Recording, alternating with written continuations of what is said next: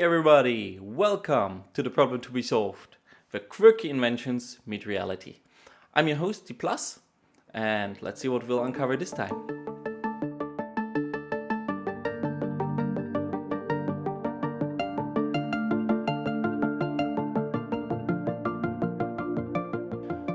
Alright, let's start out with something simple. Cats? Probably an image is conjured up in your mind, either of a fluffy companion you want to squeeze and cuddle and never want to let go, or of a little demon who scratched you up all over the place when you were younger. But in any case, whether you love or whether you hate cats, both parties can agree on one thing though. Cats are extremely good hunters. They are really good at just going out there and grabbing a snack. Yes, you don't even need to feed them, you don't need to bribe them. Just go out and an excellent rodent population control. So, what's then the problem? D+, I know it! I hear there from the back. So what's the problem then? Well, especially the bird watchers among you will certainly know that cats are very indiscriminate hunters. They hunt everything from small bugs and grasshoppers to large rats. And among their prey are obviously also birds. And not only the common birds that are flying around everywhere, but also endangered and threatened species. Especially on some islands and isolated regions, cats have driven certain bird populations almost to extinction. So, what can be done about that then? Should we just lock up all the cats in our houses? Or should we just feed them as many snacks as we can so that they get all round and chubby and cuddly and can't even go hunting anymore? Well, probably both solutions are not ideal. So let's get to the patent book and check out whether there have been some creative ideas out there.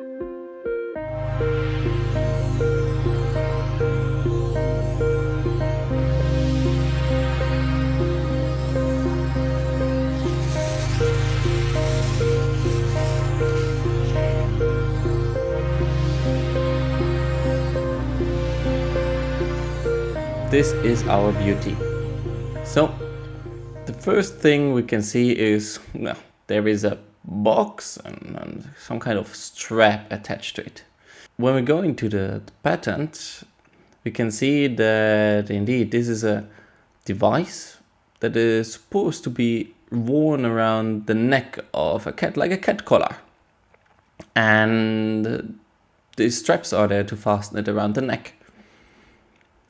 What is then this box there in the middle?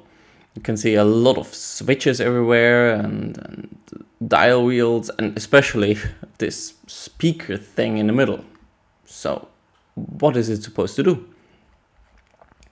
If you go first here to this switch, this is an on-off switch, which is, according to Pet, recessed so that the cat can't turn it on off herself, which is actually quite clever.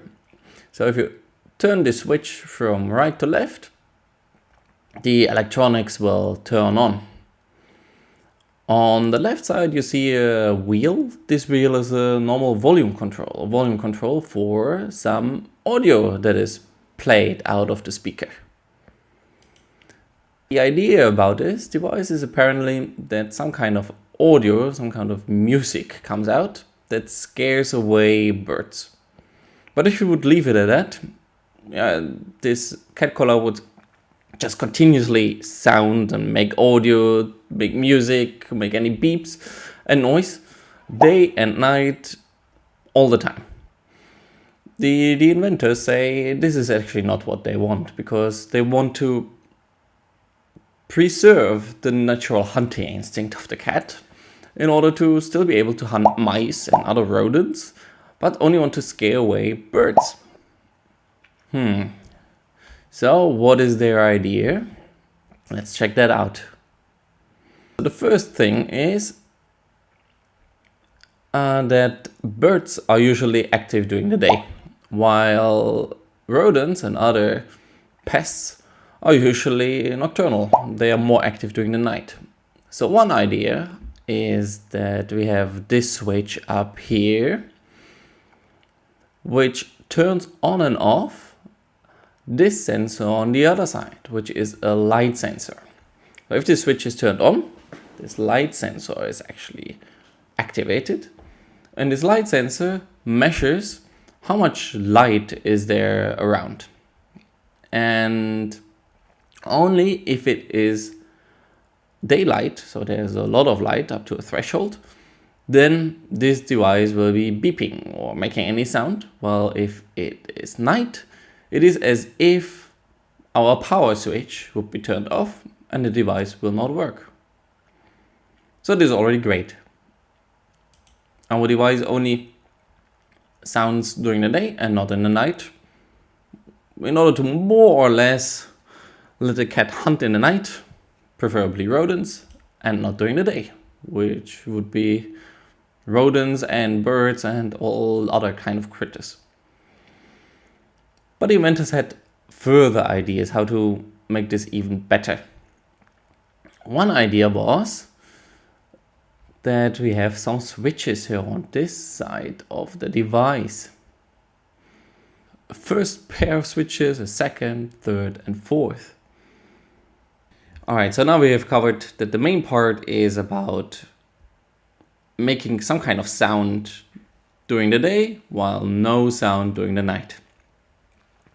But the inventors had more ideas about how to make this device even better, also better digestible for humans, because it would be quite annoying having some kind of ghetto blaster sound all day long around you, while the cat is also meowing, getting annoyed by it.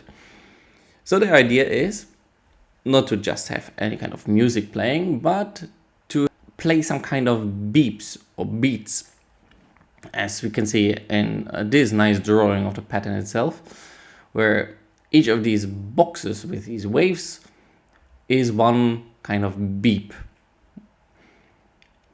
And if we go back to our device on the side here, these switches, they switch around a lot of these parameters about those beeps. The first pair of switches we will ignore for now, because this is another little tweak I want to talk about last.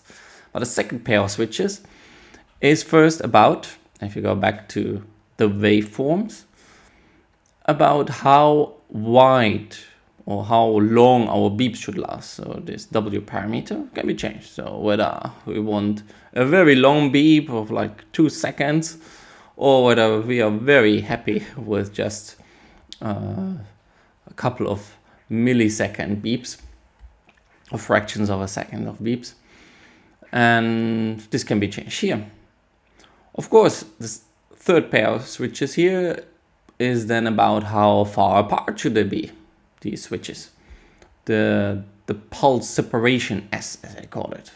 So we want the beeping to occur in very quick succession, like a beep, beep, beep, beep, beep, beep, beep. Or would we prefer more like a slow pace beep, beep, beep, something in this order. And the last one, the last switch, is for the period. As we can also see here, the period of, for example, different pulses of beeps or sequences of beep. Like you can have a small melody playing in a first interval, then have a break, and then play this melody again. And you can adjust here how much time should be between those different melodies, or at what time interval the melody should be repeated. All right, now we still have not solved the big issue that this invention would drive everybody around the cat, probably including the cat, crazy, because it would constantly produce sounds around you during the day. But also here the inventor had some ideas, and this is where this first pair of switches comes into play. Because with this pair of switches we can change the so-called carrier frequency of our beeps.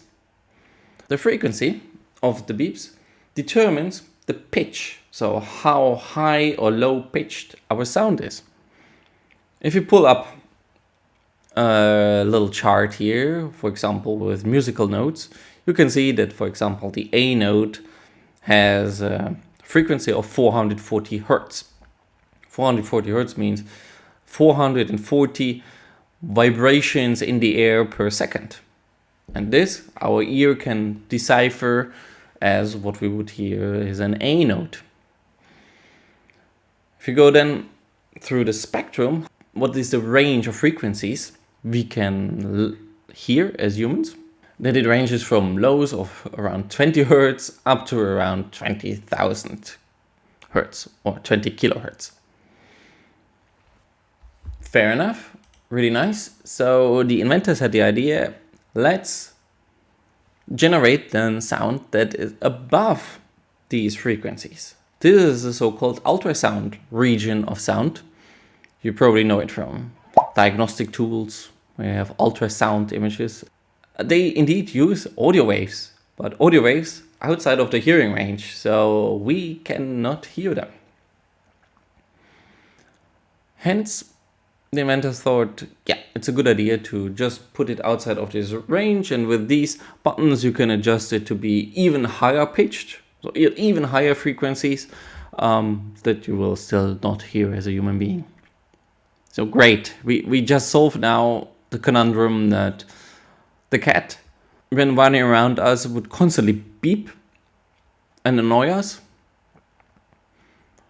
without changing how the device is supposed to work. So it is still beeping happily around during daytime, while in the night it is silent.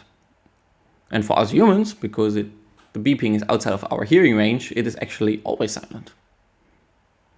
And these are all the parts of this quite clever cat collar device in order to mitigate the damage to our bird fauna while still allowing the cat to somewhat hunt, especially hunt rodents and other small animals.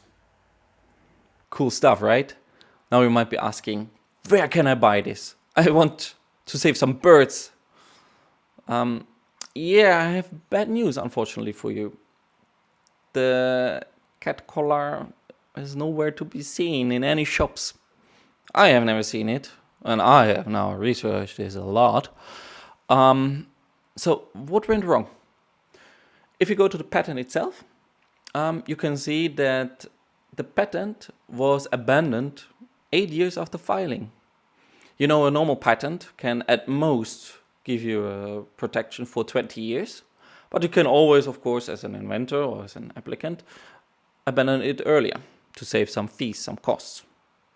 So what could be the reason? Why did the inventor just drop the patent? Drop his or her invention? Yeah, you can speculate. It could be that the device did not sell well.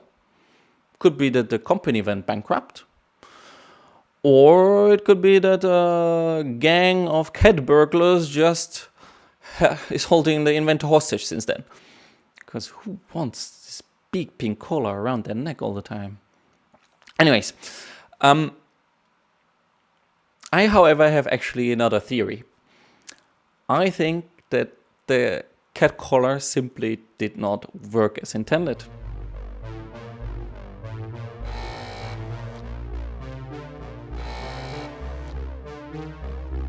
Yeah, you've heard right. I think the invention just did not work. Why, you might ask? Well, if you go back to what I told you about the features of the invention, one of them was that to prevent humans from getting really annoyed by a constant beeping of this cat collar, the audio frequencies were shifted towards the ultrasound range. So into a range of audio waves which are not audible by humans. Unfortunately, a very quick search for bird anatomy will tell you that birds actually also cannot hear ultrasound. In fact, the ultrasound range is perceived by the rodents, which you actually wanted the cat to hunt. So rodents are being like, oh, where's this alarm coming from? While the birds are sitting in their trees minding their own business. So the only reason why it could maybe work is that the poor cat has a huge weight around her neck and will be not fast enough to catch any more birds, but probably also not any more rodents.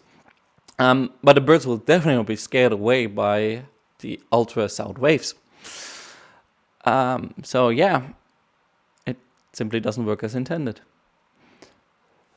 Now you might ask, hey, why the heck is it then patented in the first place? Well, that is actually a very complicated question, and that warrants a whole different video. But in short, an invention, a patented invention, only has to work as it is described. And in this case, it is disclosed that you have this speaker box that produces ultrasound waves when a certain daylight threshold is reached. And that definitely works. Whether it actually works as intended to scare off birds while leaving the cat the ability to actually hunt rodents, that is a completely different question that is not answered by a patent application. The patent is only about the technical features. So yeah, very sad. However, don't be sad, because you can go to my Patreon page and find your very own version of this invention and many other goodies to support the channel. And of course, like and subscribe, that will help a lot. Especially if you want to know more about other quirky inventions out there. Alright, so thank you very much and see you next time.